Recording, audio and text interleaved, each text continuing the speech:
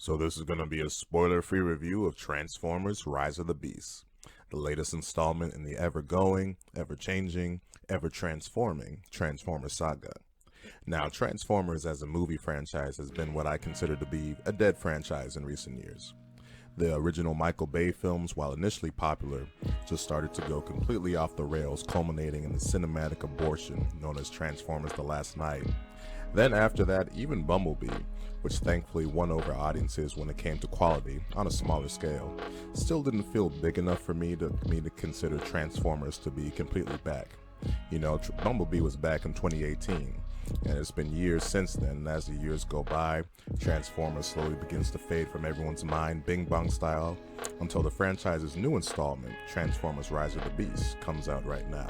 Set after Bumblebee, which took place in 1987, this movie, taking place in 1994, Optimus Prime and the other Autobots find themselves relying on new human allies and Cybertronian allies to prevent a world-destroying entity from, well, destroying Earth. Though time period-wise this takes place before the first Transformers film and the others, the originals, this follows the same template that Bumblebee did, where it's really as much as a reboot of the franchise as you want it to be, and the film really isn't worried about tying any direct sort of continuity to those first films. The real challenge that Transformers films have been tested with, and honestly failed mostly, even Bumblebee, is delivering on the proper ratio of Transformers screen time compared to human screen time that audiences and fans want to see.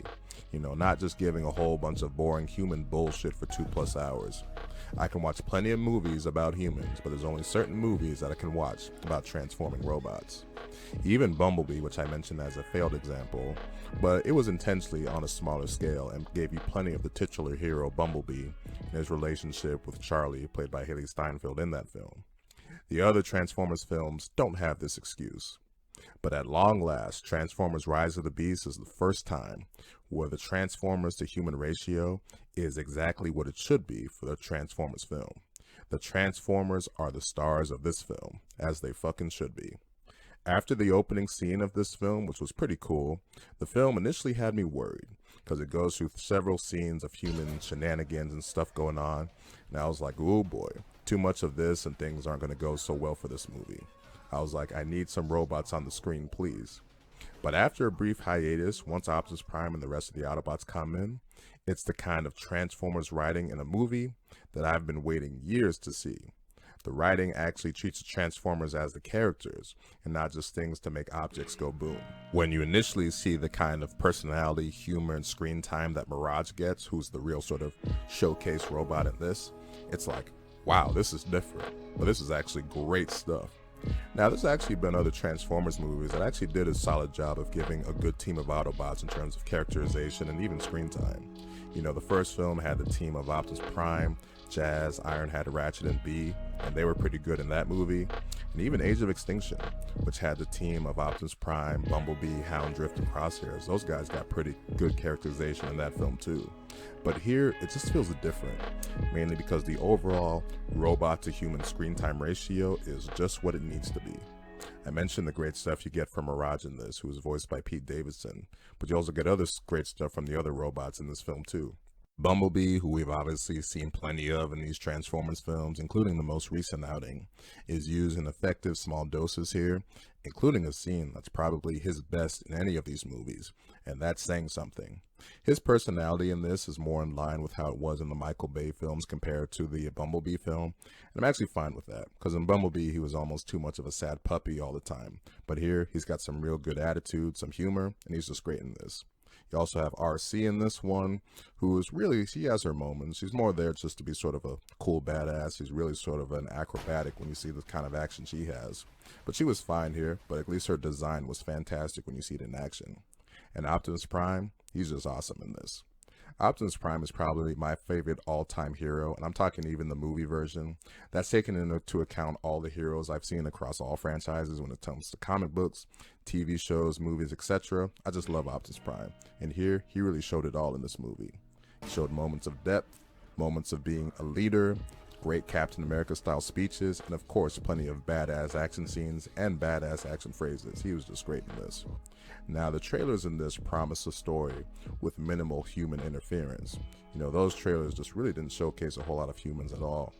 And that's thankfully ended up being true for this film, with only 2 humans that have any sort of real sort of relevancy to the story and that we follow at all. And that's Noah and Elena. Like any story like this, these two are just sort of ordinary people that get caught up in this larger-than-life adventure.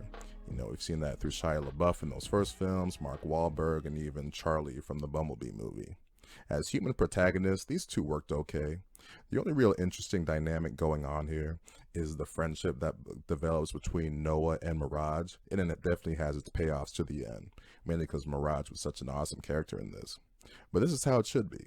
You know, I really don't want or care to see an ensemble human cast in a Transformers film, and that's something that films like Transformers Dark of the Moon just didn't understand. No, I really just don't want nor care to see an ensemble cast of actors just making a huge fool of themselves, like John Malkovich or Ken Jeong in Transformers Dark of the Moon, like I just mentioned. Now, besides your Autobots, you have your bad guys, and here you have the Terracons, not the Decepticons, but they function in the same way in the story that Decepticons do. Your other main sort of Transformers showcase here is the Maximals. These are Transformers that take sort of an animal beast-like form, hence the subtitle, Rise of the Beast. This is taken from the Beast Wars series, the popular Transformers series from the 90s. Though I'm a fan of a lot of different sort of Transformers media, when it comes to cartoons, etc., Beast Wars is just something I could never really get into, probably due to the animation. You know, it just doesn't look great in today's age, and well, that's when I watched it. Now, we've seen animal-like Transformers in the other films, whether it be scorpions, jaguars, Alaskan bullworms, dinosaurs, or even dragons. The difference here is that these are actually characters in this film. Though there are 4 showcased, only 2 of them really have anything meaningful to do. You have Air Razor, voiced by Michelle Yeoh, and she was great. You know, she's the one that we initially see. She has this great presence about her, and she plays a great role into the story. Then you have Optimus Primal, who's a gorilla-like Transformer. And once he gets his time to shine, he's great too. And he has plenty of great moments with Optimus Prime, including one of them that's probably one of the biggest laughs that I had in the movie. And it comes at a really unexpected time, but it was definitely great. As I mentioned, the Terracons in this film have the same function in the story as the Decepticons do, except they are serving as heralds for Unicron, who's sort of a planet-destroying entity in the Transformers universe.